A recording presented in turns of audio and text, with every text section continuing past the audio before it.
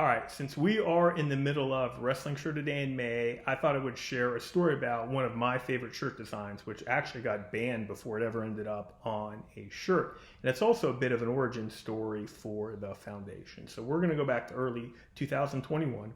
I was about 4 years into my wrestling art journey, and I was starting to feel like I needed to put some structure on my hobby. And I wasn't sure if that was going to be a side hustle focused on profits or a nonprofit that was just focused on promoting the sport. I was leaning to nonprofit, so I started filing all the paperwork in February. And then in March, after the NCAA tournament, I thought, hey, I'll create a graphic for everyone that just won a national championship and put it on Twitter. And I started with David Carr, and then next, okay, I'm going to do Spencer. And that was the year that Spencer Lee had the iconic excuses quote. But there was already so much content around that in the first 24 hours. I didn't want to use that in my design. So I was thinking about something else. And I can still remember where I was. I was walking along North Clark Street here in Chicago with my boys. And I was thinking, okay, let's do something around no wrestling with no ACLs. Are the letters A, C, and L in national champion? Yes, they are. That's the design. And as soon as I got home, I created the design and I shared this. And at the time, I still had notifications turned on my phone. And, as soon as I posted on Twitter, it was just nonstop Twitter notification. Like the first 24 hours, I got 1,000 likes at a time when really like 100 likes was a pretty highly engaged tweet for me.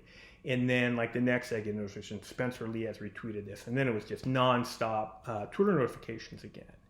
And then the day after that, I got an email from Iowa's athletic department. And, my first thought in my naivety was, hey, they want to use the design, right? And this is pre-NIL, so it's not like Spencer could go out and use it. So it made sense that the athletic department might be trying to coordinate something. But then my second thought was, hey, I'm a Penn State grad. I'm loyal to Penn State. I don't want this to get me in trouble with Penn State wrestling. But none of that actually mattered because then I read the email and it was a cease and desist. It said, stop selling this shirt and promoting your business with it. Neither of which I was really doing, so I asked for clarification.